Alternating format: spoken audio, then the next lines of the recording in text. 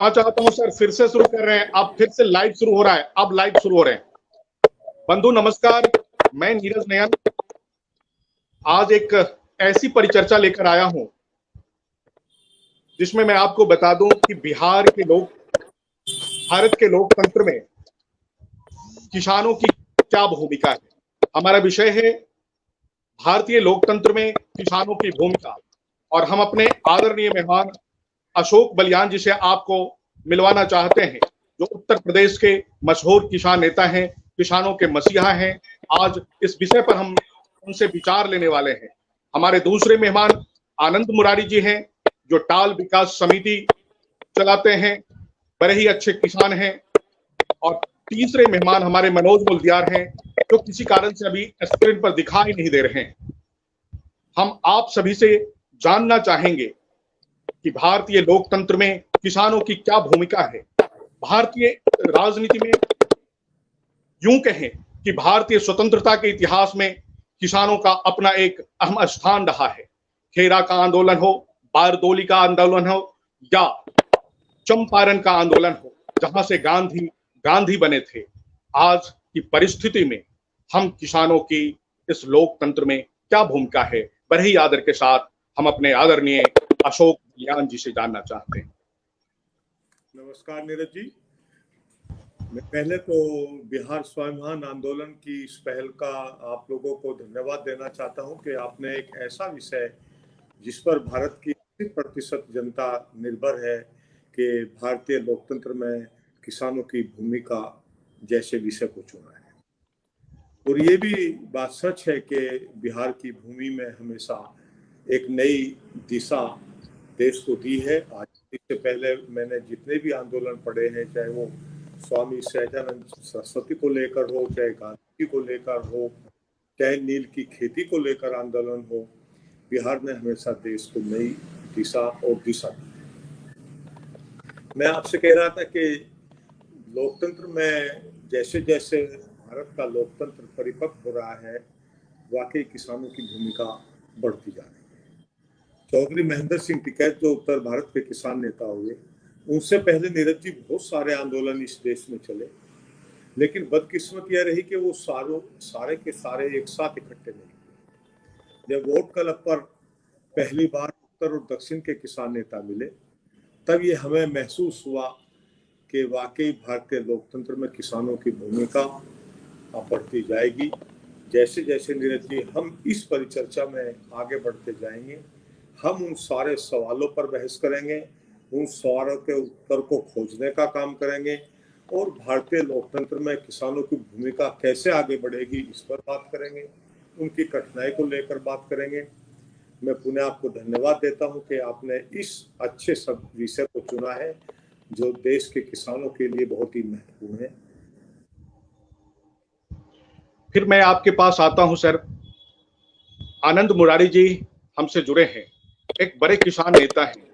आनंद मुरारी जी, आपकी दृष्टि में क्या लगता है, भारतीय लोकतंत्र में हम किसानों की क्या भूमिका है? नीरज जी, आपको बहुत बहुत बधाई, और आपने इस मुहिम में हमें जोड़ा है।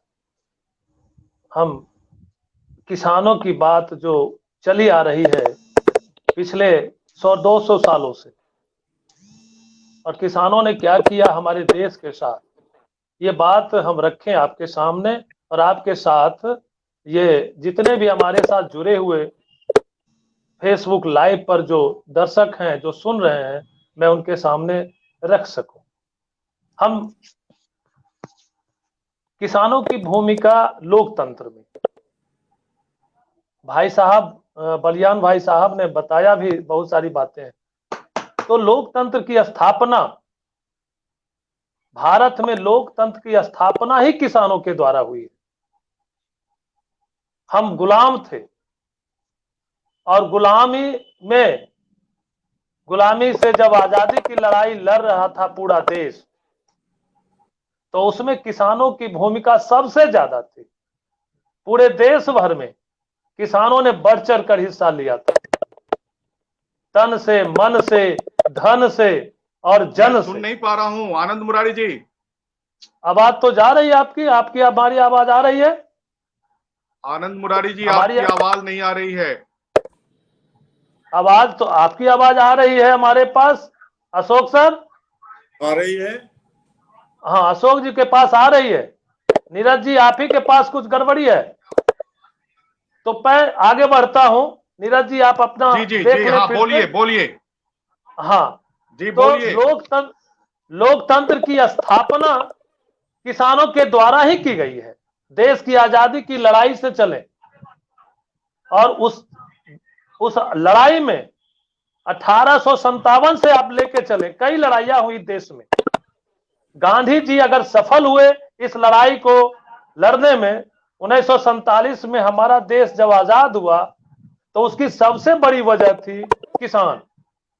उस लड़ाई में किसानों ने तन मन धन और जन के साथ पूरा सहयोग दिया।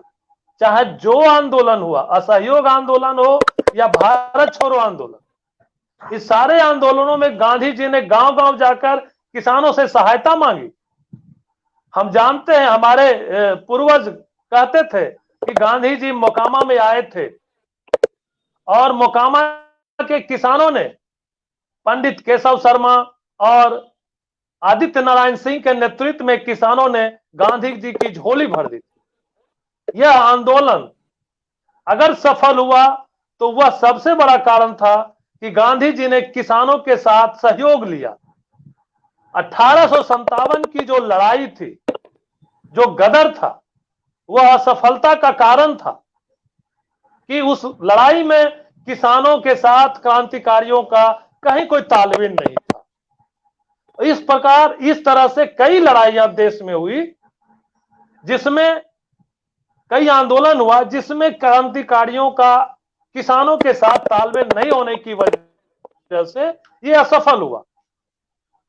1947 में जो हमें आजादी मिली, उस लड़ाई में गांधी जी ने किसानों के साथ बेहतर तालमेल के साथ, किसानों के सहयोग के साथ, किसानों की समस्या को उठा के उन्होंने अपने साथ किया और तब जाकर हमें आजादी मिली। तो लोकतंत्र की जो स्थापना है, लोकतंत्र की स्थापना किसानों के द्वारा हुई है। 1857 में जो भी असफलता हमें मिली वो इसी के चलते। हमारी आजादी हमको मिली, 1947 में स्वराज हमें मिला। आगे बढ़ते हुए गांधी जी ने फिर अगला सवाल और अगला संदेश दिया देश को, ग्राम स्वराज। इस बात को याद रखें, ग्राम स्वराज की बात उन्होंने की। हम अगर सही ढंग से शुरुआत दौर से अगर इस बात को नहीं रखेंगे तो लोग समझ नहीं पाएंगे कि देश के आजादी से लेकर विकास तक में किसानों ने क्या सहयोग दिया। और एक मजबूत लोकतंत्र तभी स्थापित हो सकता है जब एक मजबूत अर्थतंत्र हो। और इस चीज के लिए गांधी जी ने ग्राम स्वराज की बात की। आज उसी शब्द को थोड़ा सा घुमा के ग्राम आर्थिक गांव को आर्थिक आजादी की बात कर रहे हैं, आत्मनिर्भर गांव की बात लोग उसी बात को कर रहे हैं। आज से 70 साल पहले गांधी जी ने कहा था ग्राम स्वराज की बात। ग्राम स्वराज की बात क्या है कि गांव की अर्थव्यवस्था को मजबूत करना है।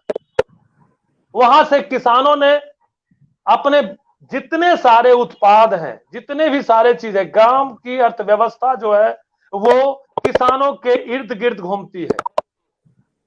और इसीलिए गांधी जी ने ग्राम स्वराज की बातें की थी, उसकी बुनियाद रखी थी ग्राम स्वराज की बात।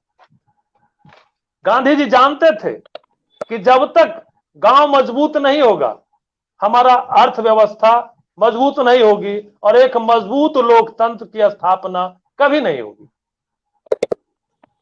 एक बात आती है नीरज जी, सर्वजन हिताय सर्वजन सुखाय।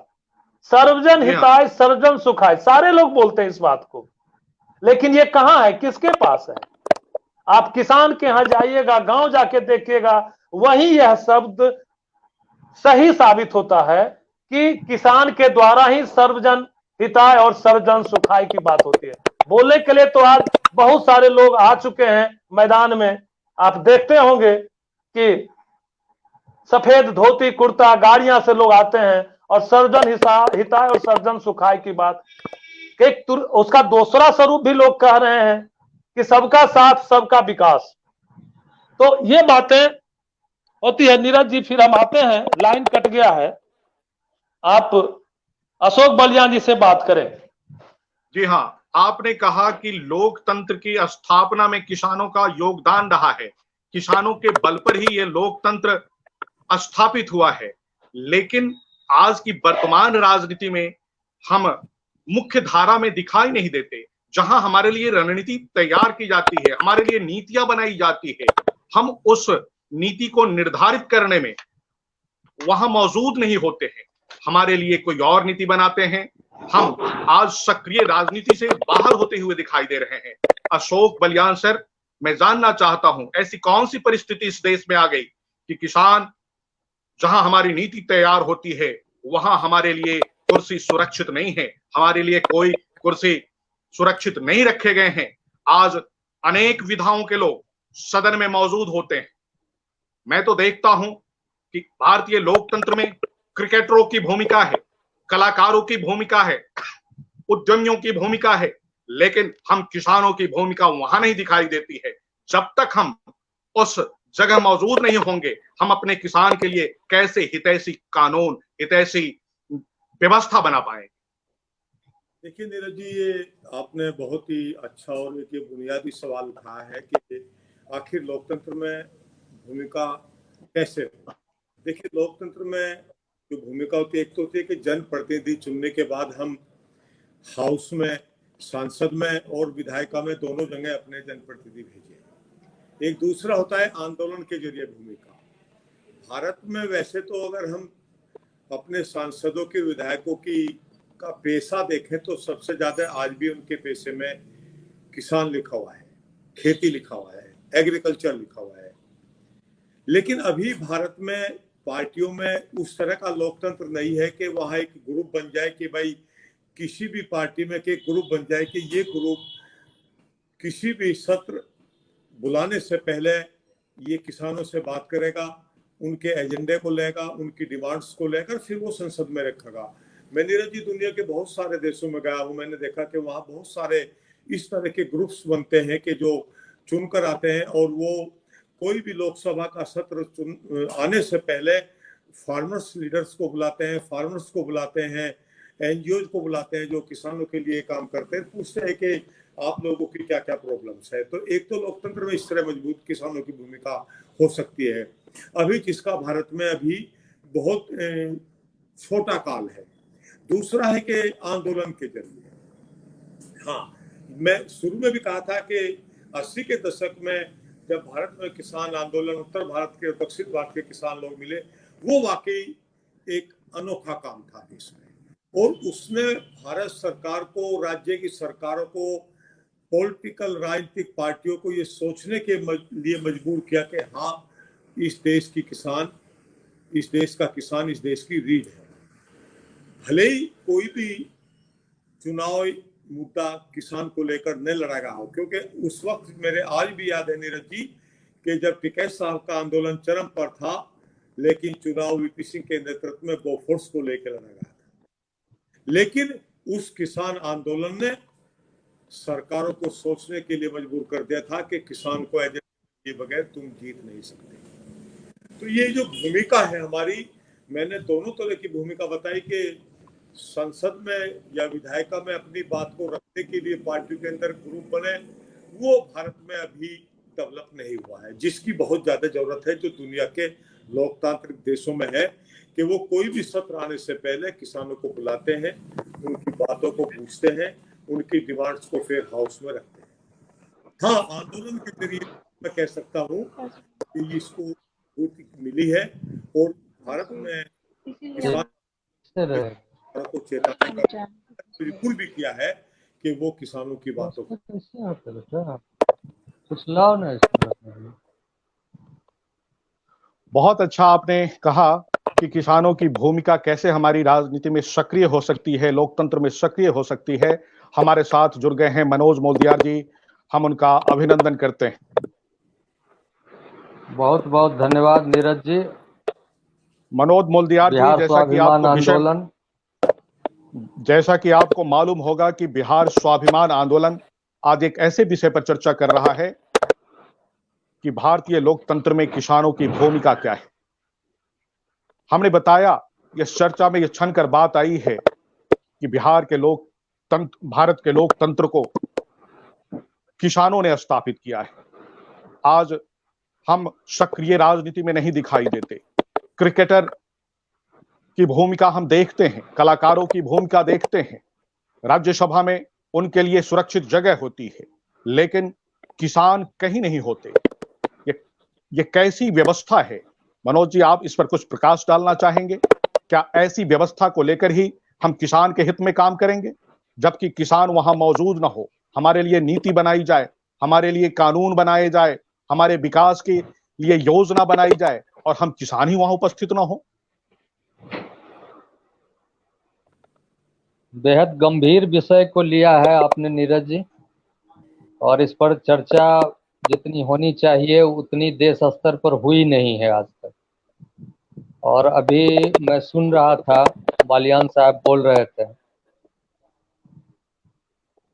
कि कुछ एक बड़ा आंदोलन, टिकैत जी का नाम ले रहे थे, तो किसान नेतृत्व इस देश में बहुत कम उभरा है।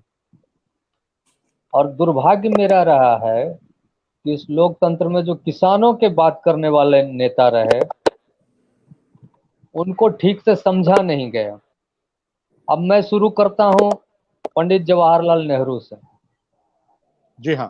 कहने को तो एग्रीकल्चर हमारा प्राइमरी सेक्टर है नीरज जी। और बाकी सब जो चीज हुआ, उद्योग धंधे का विस्तार हुआ, नेहरू का पूरा कालखंड रहा बड़े बड़े उद्योग धंधे, बड़े बड़े कल कारखानों को स्थापित करने में। अगर मैं पंजाब की बात हटा दूं, जहां भाखड़ा नांगल डैम बना और हरित क्रांति का कुछ ऐसा हुआ, तो कृषि के लिए कोई योजना बनी हो, कृषि पर कोई संवाद हुआ हो लोकसभा के अंदर या देश के अंदर, ऐसा कम देखने को मिला। लेकिन जहां तक दो पार्ट है आपके चर्चा का, एक किसानों ने क्या योगदान किया लोकतंत्र में, और दूसरा जो हमारी राजनीतिक व्यवस्था है उसने किसानों का कितना हित चिंतन किया। जी हाँ। तो किसान का जो शास्त्री का एक आह्वान आया, लाल बहादुर शास्त्री का, देश का जो सबसे गंभीर समस्या के रूप में उभरा आजादी के बाद, जब देश में थोड़ा राजनीतिक स्थायित्व आया, तो पहला चीज जो देश ने महसूस किया कि जितनी उसकी आबादी है उसके पेट भरने भर भी हम लोग उत्पादन नहीं कर रहे हैं, और यह पाकिस्तान के साथ युद्ध के समय में यह चीज और गंभीर होकर उभरा। जी हाँ। तो शास्त्री जी का एक आह्वान आया कि किसान, जय जवान जय किसान। और बाद में इंदिरा गांधी के समय में स्वामीनाथन के प्रयास से हम सब लोग जानते हैं। लेकिन उसके बाद के दौर में भी सारा का सारा जोर इस पर रहा कि किसान ज्यादा से ज्यादा उत्पादन करे, और उत्पादन भी किसका करे? उत्पादन भी खाद्यान्न का करे। उतना जोर फल में, सब्जी में, या और जो हो सकता है कपास में, जूट में, गन्ना में, इसमें कम हुआ। खाद्यान्न पर ही ज्यादा जोर रहा, अनाज पर ज्यादा, और उसमें भी गेहूं और धान पर ज्यादा जोर रहा। आज भी हम दलहन में डेफिसिट स्टेट हैं।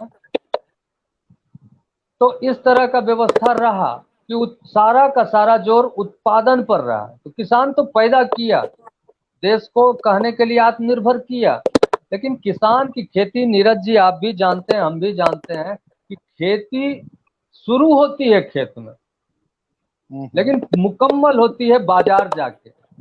कहने का मतलब है, जब तक मेरा उपज रुपये में नहीं बदलता है, जब तक किसान के जेब में पैसा वापस नहीं आता है, तब तक खेती पूरी नहीं होती है। और इस ओर कम ध्यान रहा, हमको बेरहम बाजार के भरोसे छोड़ दिया गया, जहां इनपुट के लिए जो कृषि में चीजें लगती है उसके लिए तो बाजार मिला, लेकिन किसान के उपज के लिए बाजार नहीं मिला।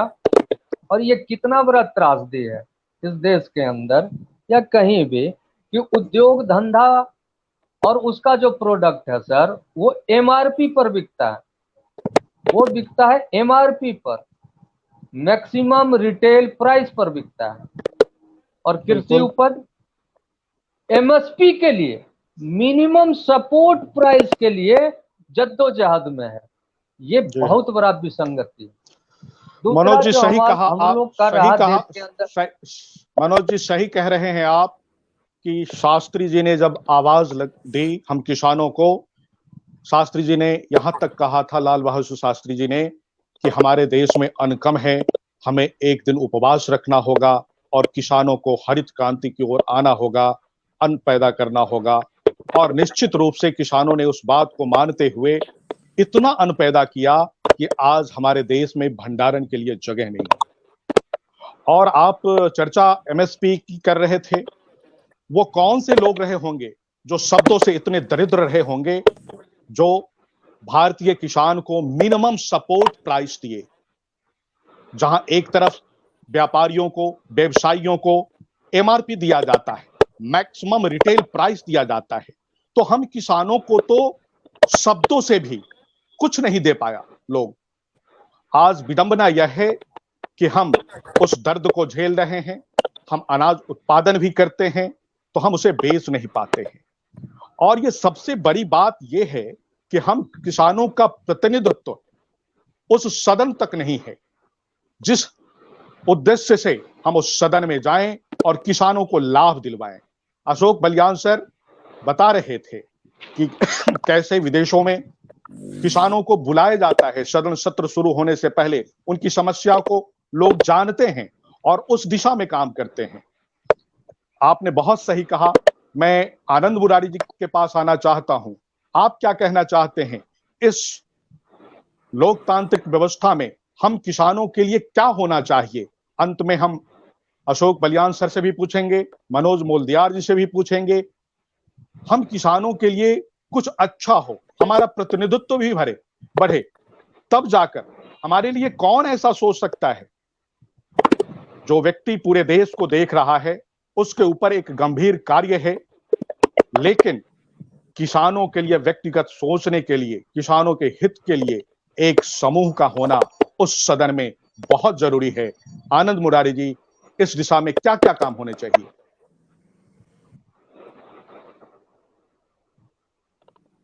जी जी नीरज जी, जी देखिए बताइए। सबसे पहले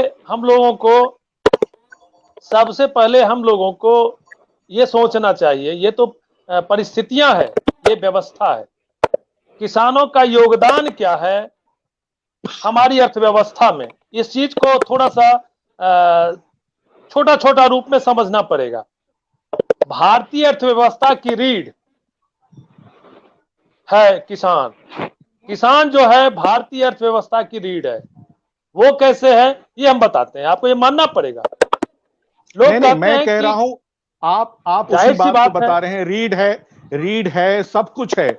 आगे हमारी क्या योजना हो, हम किस तरह से आगे बढ़ें ताकि हमारी उपस्थिति वहां हो, इस दिशा में क्या सब होने चाहिए?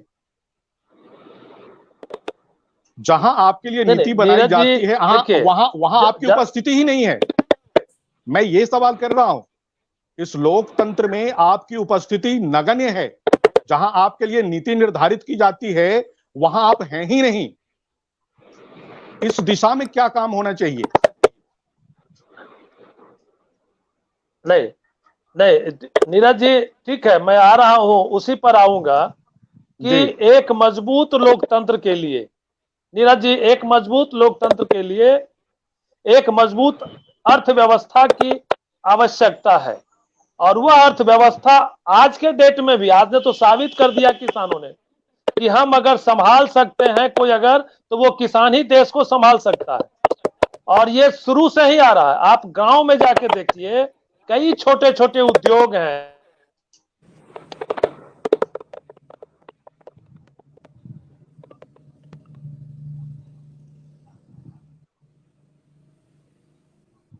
आनंद जी हमसे कट गए हैं। फिर से जुड़ेंगे। इस बात को हम सर से पूछना चाहते हैं, अशोक बलियान सर से। मैंने मनोज जी को सुना, आपको सुना, आनंद जी को सुना, और अब आपने कहा है कि भाई लोकतंत्र में कैसे किसानों का रिप्रेजेंटेशन बढ़े, जी हाँ, जी हाँ। में फैसले लिए जाते हैं वहाँ कैसे उनकी भागीदारी बढ़े।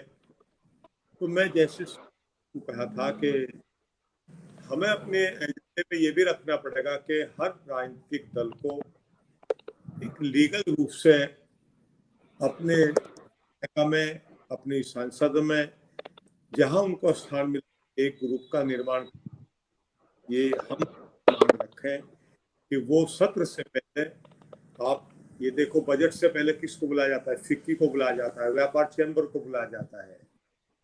पिछले कुछ किसान आंदोलन के कारण फार्मर्स को भी बुलाया जी। ये बहुत अच्छी शुरुआत है, लेकिन जिस मन से बुलाया जाना चाहिए, जिस मन से फिक्की को, व्यापार चैम्बर को बुलाया जाता है, उद्योगों को बुलाया जाता है, उस मन से भी किसान को में कोताही बरती जाए।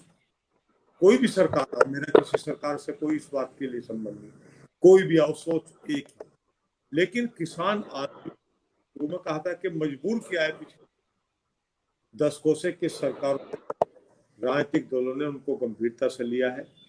तो हमें एक तो ये मांग रखनी चाहिए हर राजनीतिक दल के उसको हाउस में किसानों को सत्र से पहले एक लीगल रूप से अपने एक ग्रुप को, विधायिका और संसद के ग्रुप को अपॉइंट करना पड़ेगा, और वो तय सत्र से पहले किसान लीडरों को बुलाएगा, किसान संगठनों को बुलाएगा और उनसे पूछेगा कि प्रॉब्लम क्या है। और पार्टियों के अंदर भी ये लोकतंत्र लाना पड़ेगा। ये मांग तो वैसे खुद पार्टी को करनी चाहिए, पार्टी के विधायक और सांसदों को करनी चाहिए, लेकिन अब ये मजबूरी में किसानों को भी करनी पड़ेगी कि पार्टी में लोकतंत्र लाना पड़ेगा कि किसानों की आवाज को उठाना पार्टी के विरुद्ध में समझा जाए। भारत में अभी क्या कल्चर है नीरज जी कि अगर आप विधायक में है या संसद में है और आपने किसान के एजेंडे को उठा दिया तो लगता है पार्टी को कि ये तुम्हारे खिलाफ बोल रहा है। तो वो कल्चर भी समाप्त करने के लिए हमें एक सीढ़ी आगे चढ़नी पड़ेगी, तब जाकर मैं समझता हूँ कि इस पर हम कुछ आगे बढ़ेंगे। दूसरा, मैं किसानों की समस्या को अभी मनोज जी ने एक बात उठाई थी कि भाई एमएसपी तो हमारी फसलों के 22-23 फसलों के दाम तय किए जाते हैं मनोज जी, लेकिन खरीद तो केवल दो ही चीजों की होती है, जो आपने कहा बिल्कुल ठीक कहा कि खाद्यान्न पे जोर है हमारा, चावल पे और धान पे। आज भी हम आयात पर निर्भर रहते हैं। तो आज हमें जरूरत है एमएसपी को, न्यूनतम सपोर्ट प्राइस को बदलकर, हम ये कहते हैं चलो किसान को आप अधिकतम दो, लेकिन अधिकतम देते तो न्यूनतम बिक्री मूल्य तय करो। अब हमारा कि आप केवल 22 चीजों का ही करो, हर फसल का, जो मुख्य फसलें हैं हमारी, हर फलों का, हर सब्जी का, और हर पशु के उत्पाद, दूध और दूध के बड़े प्रोडक्ट का। तो तब तक ये चीजें नहीं आएंगी, तब तक मैं समझता हूँ कि किसान की लोकतंत्र में भूमिका को तय करने का एक लंबा रास्ता तय करना। तो ये जैसे चर्चा में नीरज जी आगे बढ़ेंगे, इन सब चीजों पे और चीजें आएंगी और आगे बढ़ेंगे, और निश्चित तौर पे हम इस चीज को मानकर चलेंगे कि हम अपने क्षेत्रों में आगे इस पर काम करेंगे कि भारतीय लोकतंत्र में किसानों की भूमिका को कैसे बढ़ाया जाए। सर, मैं आपकी उपस्थिति में यह बात कहना चाहता हूं इस परिचर्चा में कि एमएसपी तो तय कर दिए जाते हैं, लेकिन एमएसपी केंद्र हमें दिखाई नहीं देते। तो हर पंचायत बार, हर प्रखंड बार एमएसपी केंद्र दिखे, किसानों को दिखे। सरकार को यह पहल करनी चाहिए, और एमएसपी से कम पर जो लोग अनाज खरीदते हैं उन पर कड़ी कार्रवाई होनी चाहिए। अगर ऐसी व्यवस्था नहीं होती है तो किसान लुटता रहेगा, परेशान होता रहेगा। हम चर्चा को आगे बढ़ाते हैं, मनोज मोल्दियार जी के पास आते हैं। मनोज मोल्दियार जी, जिस तरह से सर कह रहे थे कि भारतीय लोकतंत्र में किसानों की भूमिका, सहभागिता अधिक हो, तो सिर्फ पार्टियों का दायित्व तो नहीं बनता है, हमारे समाज का भी दायित्व तो बनता है। जो किसानों की मुखर आवाज हैं उनके लिए वो आगे बढ़कर आए। तो जब तक आप अपनी आवाज को ऊंचाई नहीं देंगे तब तक हमें कोई पूछने वाला नहीं है। तो पहल दोनों तरफ से होनी चाहिए, पार्टी की तरफ से भी और समाज की तरफ से भी। आप क्या कहना चाहते हैं?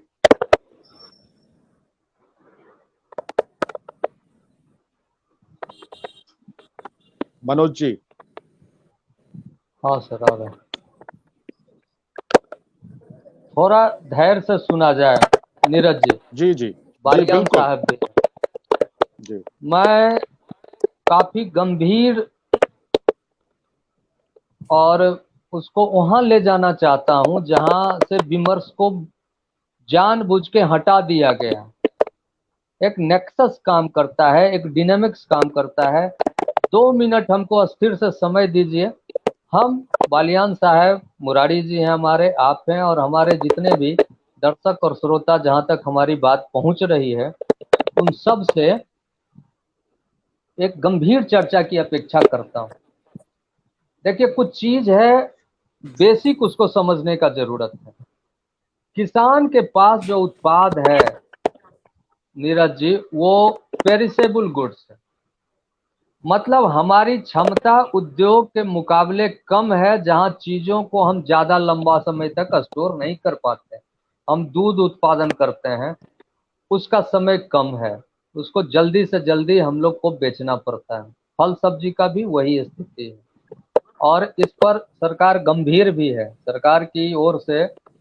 और कुछ इधर जो प्रावधान बने हैं, 11 स्टेप जो नरेंद्र मोदी ने उठाए हैं, आर्थिक पैकेज के अलावा कुछ कानूनी प्रावधान में भी जो सुधार किए हैं, हम थोड़ा स्थिति जो पहले थी, पहला तो एक बिहार जैसे स्टेट में यह देखते हैं हम कि हमको किसान तो रहने नहीं दिया गया, हमको भूमिहार बना दिया, हमको कुर्मी बना दिया, हमको यादव बना दिया, हमको अन्य अन्य जातियों में बांट दिया गया, क्योंकि राजनीति करने वाले के लिए यही विभाजन, यही डिवीजन फ्रूटफुल है, उसके राजनीति को सूट करता है।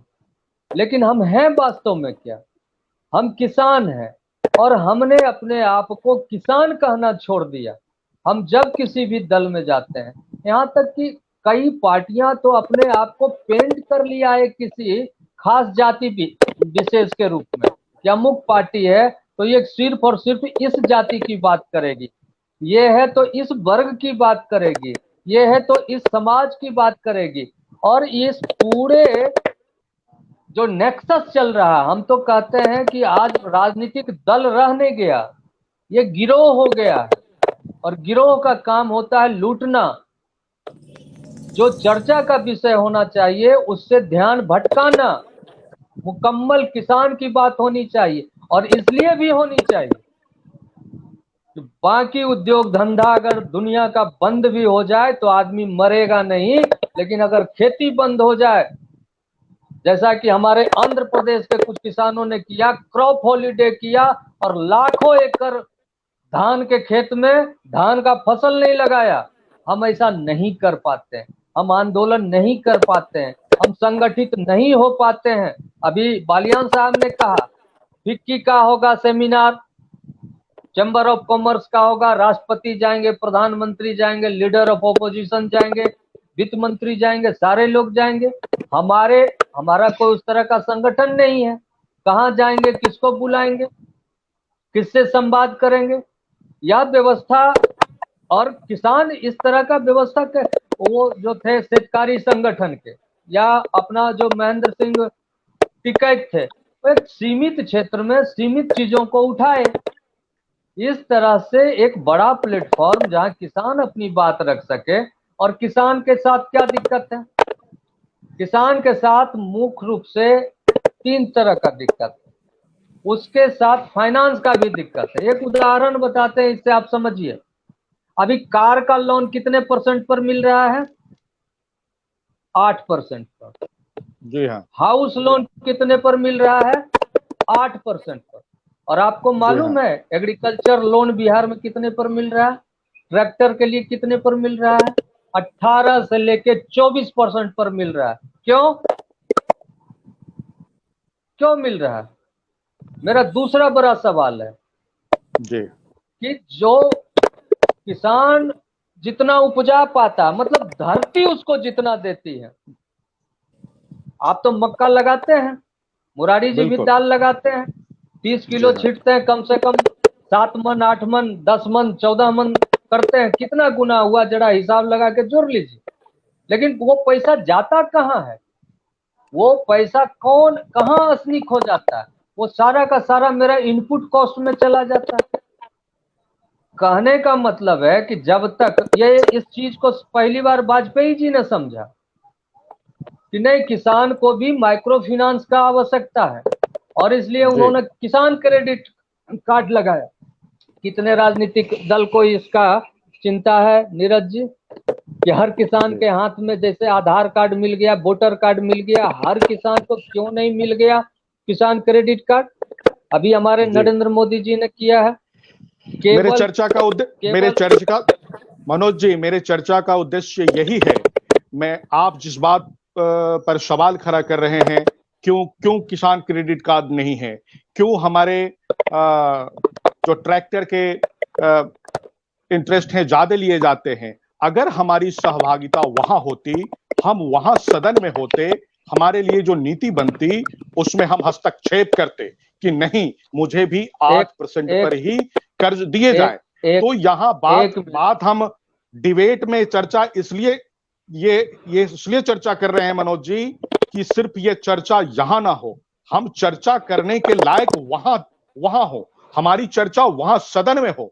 हम सदन में कैसे चर्चा करें, कैसे सदन के चर्चा के लायक बने, आज हम इस डिबेट पे आकर अच्छे चर्चा करके शांत हो जाएं, ये मेरा उद्देश्य नहीं है। हमारा उद्देश्य मनोज जी ये है कि हम वहां चर्चा के लायक बने जहां हमारे लिए नीति बनती है। इस दिशा में हम कैसे काम करें, मैं अशोक बलियान सर से भी जानना चाहता हूं, आपसे भी जानना चाहता हूं, और मैं आनंद मुरारी जी से भी जानना चाहता हूं। ये समस्या आपके पास भी है, आप भी कृषि से जुड़े हुए हैं, बलियान सर भी कृषि से जुड़े हुए हैं, आनंद जी भी कृषि से जुड़े हुए हैं, तो समस्या तो हम सब लोग जानते हैं। अब समस्या को जानते हुए उस दिशा में हम आगे कैसे बढ़े कि हमारा प्रतिनिधित्व सदन में हो, ताकि हम अपने नीति, हमारे लिए जो नीति बनती है उस जगह हम मौजूद रहें। इस विषय पर आपका क्या कहना है, क्या राय, कैसे हम लोग एकजुट होकर उस दिशा में आगे बढ़ सकते हैं? अभी तो हम चर्चा उसी पर कर रहे थे नीरज जी जी जी, आइए, मैं उसी बात पर आना चाहता हूं। सर जब तक हम इस दायरे से नहीं निकलेंगे, मतलब हमको रीडिफाइन करना पड़ेगा, अपने आप को रीओरिएंट करना पड़ेगा, हमको यह कहना छोड़ना पड़ेगा कि हम भूमियार हैं, हम कुर्मी हैं, हम यादव हैं। बिल्कुल, हमको बोलना पड़ेगा कि हम किसान हैं, और हम चाहे कहीं भी रहें, किसी दल में रहें, हम किसान हैं। ये आवाज, इस आवाज को दबाया गया, इसको खत्म किया गया। आप जो जहां इशारा कर रहे हैं कि किसानों का प्रतिनिधित्व, किसान के विषय को जानने वाले लोगों का प्रतिनिधित्व, ये तो दल पहले दल चुनता है।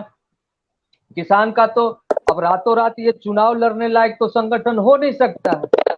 नहीं, आपका इशारा है कि हमारा रिप्रेजेंटेशन लोकसभा में और विधानसभा में ज्यादा से ज्यादा हो, लेकिन हमको क्या किसान तो रहने नहीं दिया गया। आप तो जानते हैं कि हम जहां संगठन, जिस संगठन में है, वहां लगातार इस चीज को उठाते रहे हैं, इसके लिए लड़ाई लड़ते रहे हैं, इसके लिए आवाज बुलंद करते रहे हैं।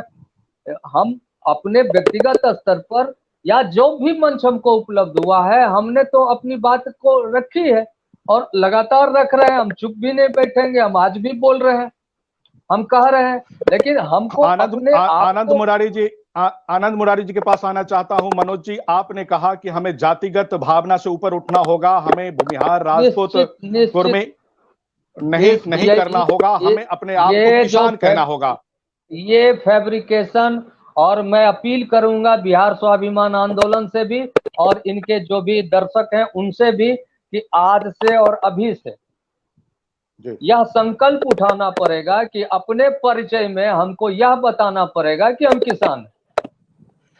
तो आनंद मुरारी जी, एक बात हम गांठ बांध लेते हैं मनोज मोल्दियार जी का, कि हमें जाति से ऊपर उठना होगा। आप दूसरी करी कि हम उस दिशा में दूसरा कदम क्या होगा हमारा। आनंद मुरारी जी इस बात को छोड़कर आगे बढ़ें।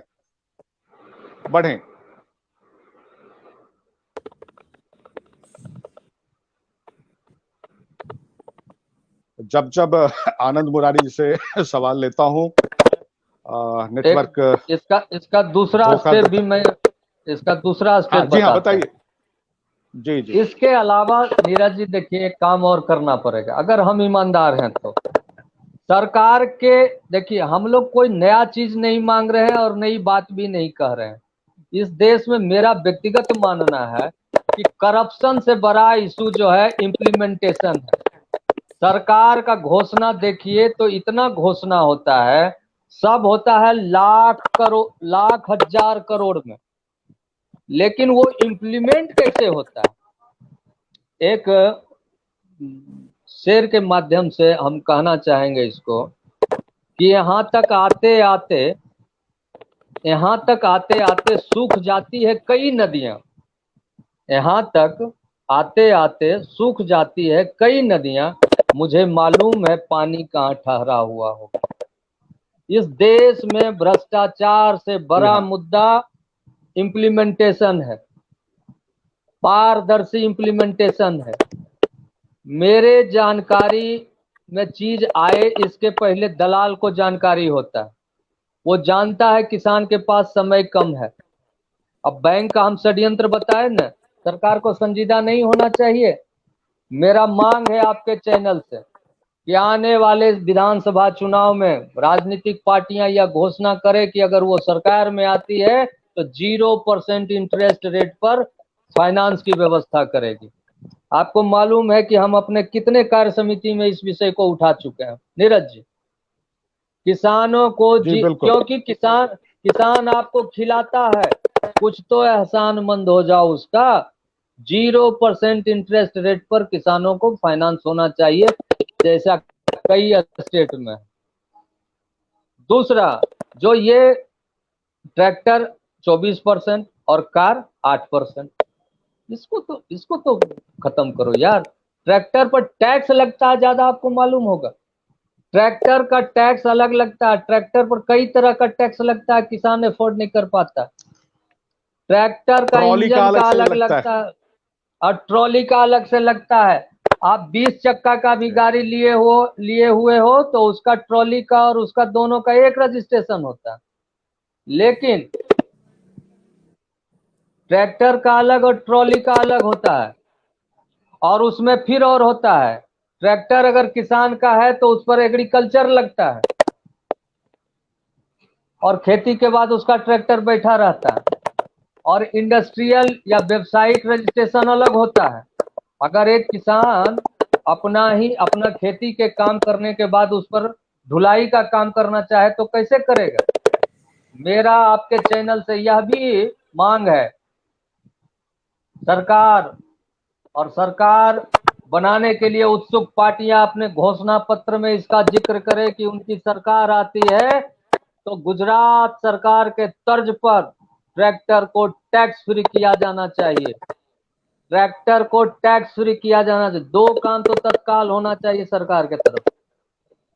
और हमको एक अभी बनाया है फार्मर प्रोड्यूसर ऐसे करके ऑर्गेनाइजेशन। और मुझे मालूम है कि जो सरकार के नीति का सबसे ज्यादा विरोध करने वाले लोग हैं वही इसको बना लिए हैं नीरज जी। पैक्स में आज भी वही सारे पुराने लोग हैं जो पैक्स को बढ़ने नहीं दिए। बिहार में कोऑपरेटिव आंदोलन चला कहाँ, और बिना कोऑपरेटिव के एग्रीकल्चर हो नहीं सकता। इसका दूसरा विकल्प है कि बिहार स्वाभिमान आंदोलन जैसा संगठन जो भी है वो सरकार का एक विकल्प है, रजिस्ट्रेशन करता है ना एनजीओ का। जी मनोज जी, मैं जगह फिर से आपके पास आता हूं। हमारे पास जो हमारे बड़े आदरणीय मेहमान हैं जिनसे हमने बड़े आग्रह के साथ समय लिया है, अशोक बलियान जी एक बड़े किसान नेता हैं, हम सभी को सुन रहे हैं। बिहार के किसान नेता को सुन रहे हैं, मनोज मोलदियार और आनंद मुरारी को सुन रहे हैं। निश्चित रूप से हमें वो एक नई दिशा की तरफ ले जाएंगे। हमें वो जो कहेंगे वो उनका कहना हमारे लिए एक मार्ग दर्शन के समान होगा। अशोक बलियान जी, मैं आपसे जानना चाहता हूं कि जिस तरह से बिहार के किसान नेता अपनी बात को रख रहे हैं, इस बात में सच्चाई भी है, दर्द भी है। हमें अब किस दिशा में कैसे आगे बढ़ना है, एक मार्गदर्शक की तरह आप हमें प्रेरित करें। देखिए, जैसे अभी मैंने मनोज जी को सुना और दो तीन बातें बहुत मैंने इनकी ध्यान से सुनी कि घोषणा पत्र, और निश्चित तौर पे बिहार जो स्वाभिमानी संगठन है इसकी एक भूमिका बन सकती है कि लोगों को जागरूक करे, किसान संगठनों के साथ समन्वय करे, और ये कहे कि पॉलिटिकल पार्टियां अगर अपने घोषणा पत्र इसको एजेंडे को किसान के लाती हैं, जो जो बात कहती है, तो वो कम से कम बाद में बाध्यकारी तो हो, लागू तो हो। कि ये नहीं कि आपने पूरा घोषणा पत्र बना दिया फिर बाद में नहीं किया। हालांकि मैंने ये देखा है कि पिछले कुछ वर्षों में किसान के द्वारा आक्रोश को देखने के बाद राजनीतिक दलों ने चुनाव से पहले अपने एजेंडे में किसान को शामिल किया है। किसान को शामिल करने के साथ आने के बाद अधूरे मन से उनकी कुछ चीजों को लागू भी किया है। जी, डॉक्टर स्वामीनाथन की रिपोर्ट को उत्तर भारत के किसान, दक्षिण के किसान, बिहार के किसान सब लोग डिमांड करते थे कि डॉक्टर स्वामीनाथन की रिपोर्ट को लागू। कहता हूं कि हुई, लेकिन जिस मन से होनी चाहिए थी, जिन कारकों को उसमें शामिल किया जाना चाहिए, उसमें अभी भी कमी है। तो अगर हमें लोकतंत्र में भूमिका बढ़ानी है तो अभी भी हमारे पास केवल एक रास्ता है, किसानों को एजुकेट,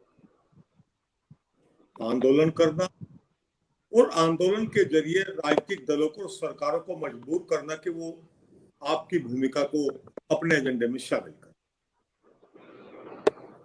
जहां जहां हमने इसका प्रयोग किया और जहां जहां हम लोगों ने इसके प्रयोग में किसानों को इकट्ठा किया, वहां वहां अनेकों बार इस देश की किसान के सामने समस्या। नीरज जी, मनोज जी, बहुत सारे एग्जाम्पल्स हैं। मैं तो उत्तर भारत में, उत्तर प्रदेश में, खासकर दिल्ली की सरकारों को कई बार किसानों के दरवाजे पर आते हुए देखा है। लेकिन कब बिहार का किसान, उत्तर प्रदेश भले कम या ज्यादा संख्या में हो, लेकिन तब दक्षिण भारत का किसान, महाराष्ट्र का किसान, चाहे शरद जोशी के साथ आए होंगे, चाहे विजय जावंदिया जी के साथ आए होंगे, चाहे कर्नाटक के प्रोफेसर रविंद्र स्वामी के साथ आए, सब लोग इकट्ठे हुए और अपनी आवाज को उन्होंने उठा। तब जाकर सरकारों को लगा, राजनीतिक दलों को लगा कि किसानों की भूमिका के बगैर आप चुनाव नहीं जीत सकते, और अगर चुनाव जीत भी गए तो 5 साल उस सरकार को बेहतर ढंग से नहीं चला सकते। आज भी मैं देखता हूं कि आप फिर वही सवाल आता है कि हमारे जनप्रतिनिधि हमारे देश में अभी भी अपनी पार्टी के एजेंडे से बंधे हुए हैं। हम लोग बहुत लंबे समय से कह रहे हैं कि अभी मनोज जी ने इशू उठा के भाई हमें फसलों के दाम नहीं ठीक मिलते। कृषि को तब तक समवर्ती सूची में नहीं रखा जाएगा। देखो, कृषि क्या है, राज्य का सब्जेक्ट है। केंद्र सरकार कोई कानून लाती है तो अगर वो एमएसपी को लाती है तो राज्य सरकारों के लिए बात नहीं है। वो ठीक है, व्यापार, कृषि का व्यापार और विपणन केंद्र सरकार के अधीन है, लेकिन तब तक कृषि को समवर्ती सूची में नहीं लाया जाए तब तक मैं मानता हूं कि भारत के किसानों की लोकतंत्र में भूमिका पर सरकार अभी भी भेदभाव कर रही है, नीरज जी। और हमारी भूमिका तब तक असफल है, तब तक हमारा आंदोलन असफल है, तब तक हम कृषि को इस देश के संविधान की समवर्ती सूची में नहीं लाएंगे। तो मैं समझता हूं कि अभी हमें इस जैसी परिचर्चा के बाद में निश्चित तौर पे बिहार में चुनाव आ रहे हैं, तो आप सब लोग जागरूक कर सकते हो। हमने उत्तर प्रदेश के चुनाव में 2017 में माहौल बना था इस बात के लिए कि भाई हम कोई ये नहीं कहते कि आप किस राजनीतिक दल को वोट दें, हम ये नहीं कहते आप किसी, लेकिन हम किसान के एजेंडे को, किन पार्टियों ने घोषणा पत्र में अपने एजेंडे में किसान के किस किस इशू को शामिल किया है, इसको देखने का काम, इस पर सवाल करने का काम करें। मैं ब्राजील गया तो मैंने देखा कि एक परिचर्चा हुई, वहां ब्राजील के एग्रीकल्चर मिनिस्टर आए, स्टेज से उनका नाम पुकारा गया, तो वो भी एक भीड़ में बैठे हुए थे। तो गए, उन्होंने बताया कि उस वक्त राष्ट्रपति लूला ब्राजील के प्रेसिडेंट थे कि हमारी सरकार ने अपने पॉलिटिकल पार्टी जब हमारे चुनाव लड़ रही थी तब हमने ये चीजें एजेंडे में रखी थी, ये चीजें हमने की है। उस पर सवाल जवाब हुए, बाकायदा बहस हुई उस पर। तो मैं समझता हूँ कि ये हम कब कर पाएंगे, क्योंकि वो मैंने देखा कि लोकतंत्र में ब्राजील भी एक विकासशील देश है भारत की तरह। लेकिन वो हमसे कुछ मामलों में एक कदम आगे चला गया, लेकिन गया आंदोलन के जरिए। उन्होंने वहां की सरकार को मजबूर किया कि वो पॉलिटिकल पार्टी ग्रुप बनाए और सत्ता आने से पहले, अपने सत्ता को आने से पहले किसानों की बातों को सुने। तो ये बिहार में चुनाव होने वाले हैं, आप लोग जागरूक कर सकते हैं कि भाई हम इस संगठन की तरफ से किसी को वोट देने के लिए नहीं कहते, लेकिन हम ये कहते हैं कि पॉलिटिकल पार्टियों के एजेंडे को देखो कि वो किसान के किस एजेंडे को शामिल करती है, तो निश्चित तौर पर हम एक कदम आगे बढ़ेंगे। और ये हमारी जो आज मुहिम शुरू हुई है, जो परिचर्चा आज शुरू हुई है, ये भी निश्चित तौर पे एक मजबूत स्तंभ है। आनंद मुरारी जी बीच में जुड़ नहीं पाए थे, हमें बहुत अच्छा मार्गदर्शन मिल रहा है अशोक बलियान सर से। मनोज मोल्दियार जी ने अपनी बात रखी है। आनंद मुरारी जी, बिहार चुनाव नजदीक है और सभी दल को चाहिए किसानों को प्रतिनिधित्व दे। आमतौर पर देखा जाता है कि भारत की मीडिया वो भी चुनाव का विश्लेषण इस तौर पर करती है जिस तरह राजनीतिक पार्टी सुनाती है कि हमने दलितों को, माइनॉरिटी को इतने सीट दिए, लेकिन कभी ऐसा नहीं कहा जाता किसी दल के द्वारा कि हमने किसानों को इतने सीट दिए हैं। इस चर्चा का उद्देश्य यह है कि पार्टी और मीडिया के लोग किसानों को प्राथमिकता में रखें, उन्हें भी स्थान मिले, उन्हें भी सम्मान मिले। आज की जो यह परिचर्चा हम आप सभी के साथ कर रहे हैं, बिल्कुल इसी उद्देश्य से कर रहे हैं कि राजनीतिक पार्टी सुने और भारत की मीडिया भी सुने कि आप चुनाव का विश्लेषण किस तौर पर करते हैं। इस तौर पर नहीं करते कि किसानों को कितने सीट मिले, युवाओं को कितने सीट दिए गए, महिलाओं को कितनी भागीदारी दी गई। चर्चा ऐसी होनी चाहिए। आनंद मुरारी जी, संक्षेप में मैं आपसे जानना चाहता हूं, इस पर 2-4 पंक्तियों में आपका उद्बोधन चाहता हूं। आप क्या समझते हैं, ऐसा होना चाहिए? नहीं, जरूर होनी चाहिए। और हमारे मनोज जी बताए भी इस बात को कि सबसे पहले हम किसान जो हैं वो किसान नहीं है। हम किसान कई भक्त, कई खंड में बटे हुए हैं। हम हिंदू हैं, मुस्लिम हैं, सिख हैं, ईसाई हैं। उसके बाद बचता है तो बाभन है, राजपूत है, कोयरी है, कुर्मी है, कहार है। इन जात में बढ़ते हैं। उसके बाद आगे जब हम लोग बढ़ते हैं तो हम सारे लोग, हम जितने किसान हैं, किसी न किसी पार्टी और दल से जुड़े हुए हैं।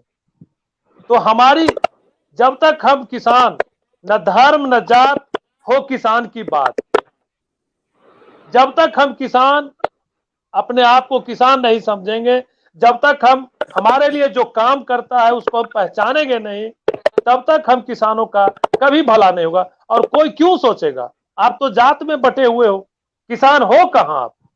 सभी जगह यही बात है। और ऐसी मनोज जी अभी जो बता रहे हैं, और हमारा उपयोग इसी रूप में कर कर आज जो हमें हाशिए पर फेंक दिया गया है, हमारा जो लोकतंत्र आज कमजोर हो रहा है नीरज जी, उसकी सबसे बड़ी वजह यही है कि हम किसानों को जात के रूप में इस्तेमाल करके हाशिए पर फेंक दिया जाता है।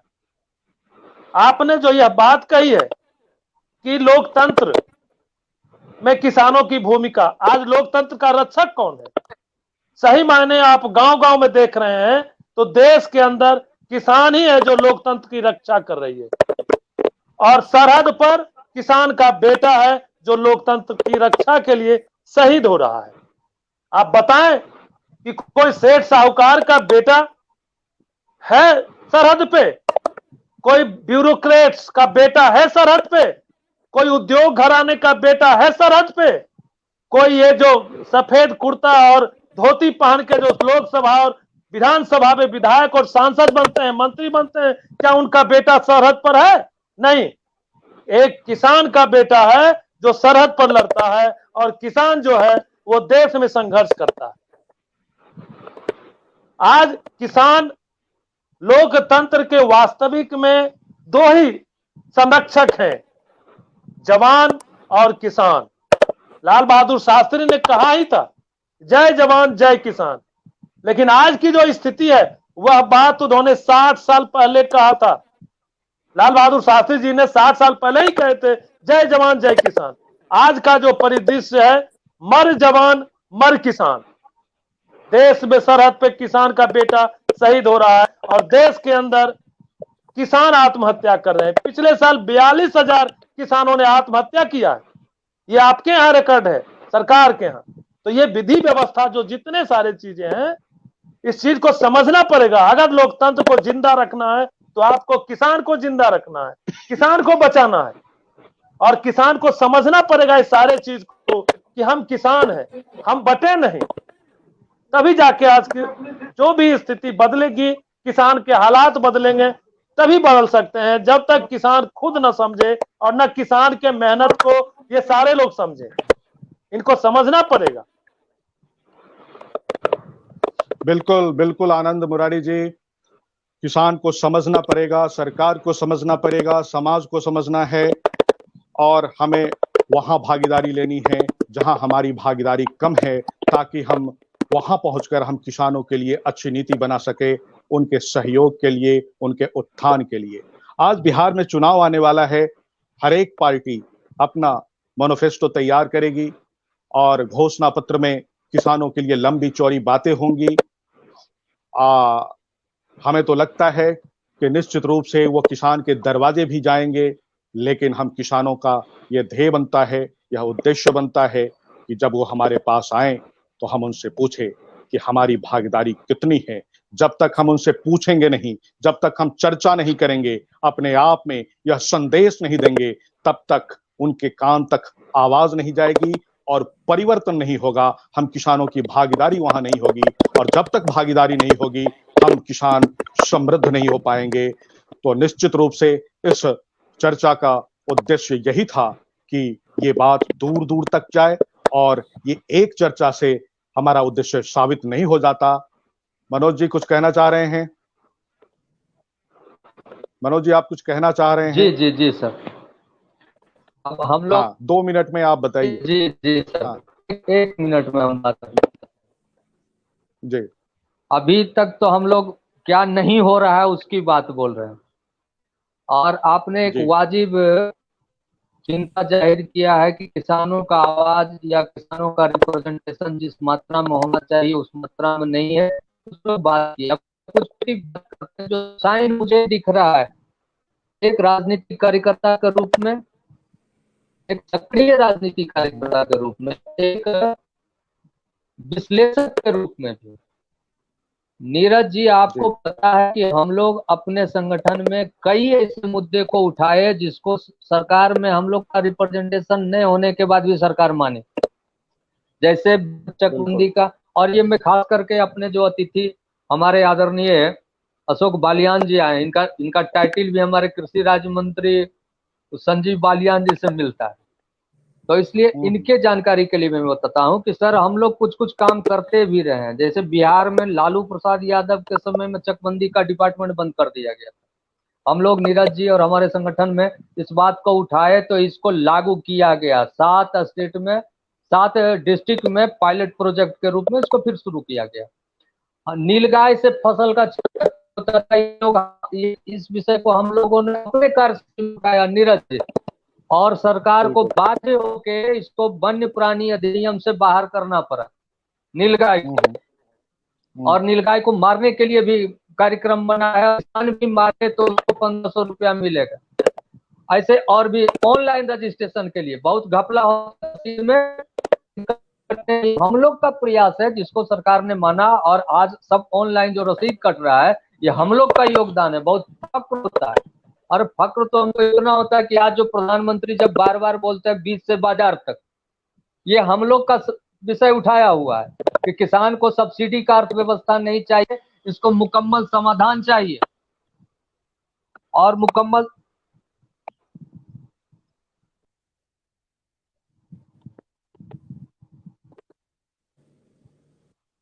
मनोज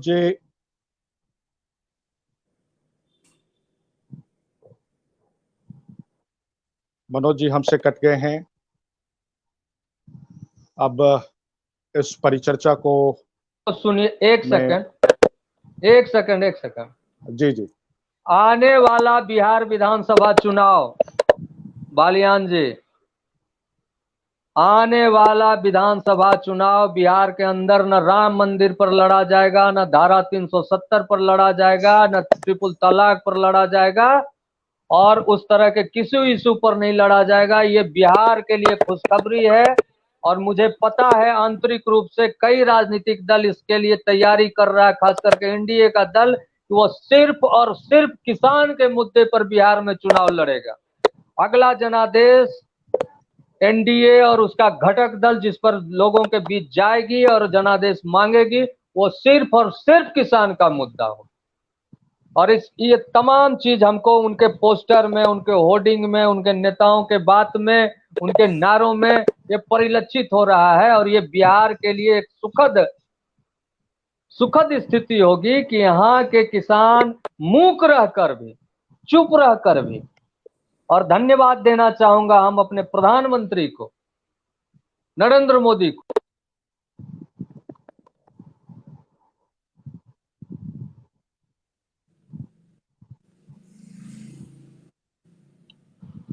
तो मनोज जी जिस बात को रख रहे थे कि किसानों के मुद्दे पर चुनाव लड़ा जाएगा, मैं स्वागत करता हूं कि किसानों के मुद्दे पर चुनाव लड़ा जाए बिहार में, लेकिन मैं तब समझूंगा कि किसानों के मुद्दे पर बिहार में चुनाव हो रहे हैं जब राजनीतिक पार्टियां किसानों को प्रतिनिधित्व देगी, किसानों को टिकट देंगे। कितने से कितने टिकट देते हैं, सिर्फ स्लोगन और बैनर पोस्टर से यह साबित नहीं होता कि कोई चुनाव राजनीतिक किसान के मुद्दे पर हो रहा है। किसान के मुद्दे पर तब चुनाव यह समझा जाएगा कि किसानों को कितना प्रतिनिधित्व दिया जाता है। हम शुभकामना करते हैं कि हर दल बिहार चुनाव इस बार किसान के मुद्दे पर करे और किसानों को अधिक से अधिक प्रतिनिधित्व दें। हमारे बड़े किसान नेता अशोक बलियान जी इस चर्चा में जुड़े, मनोज मुलगियार जी इस चर्चा में जुड़े, आनंद मुरारी जी इस चर्चा में जुड़े। हम सभी लोगों का हृदय से आभार व्यक्त करते हैं और फिर से यह विश्वास जगाते हैं कि निश्चित रूप से यह चुनाव बिहार के किसानों के मुद्दे पर हो, और तब तक यह मुद्दा सत्य साबित नहीं होगा जब तक हमें प्रतिनिधित्व नहीं मिलेगा। हम आशा करते हैं हमें बेहतर से बेहतर प्रतिनिधित्व मिले। जय हिंद, जय भारत, जय किसान। आप लोगों ने समय दिया, आप सबका बहुत बहुत आभार। बहुत बहुत धन्यवाद आपका।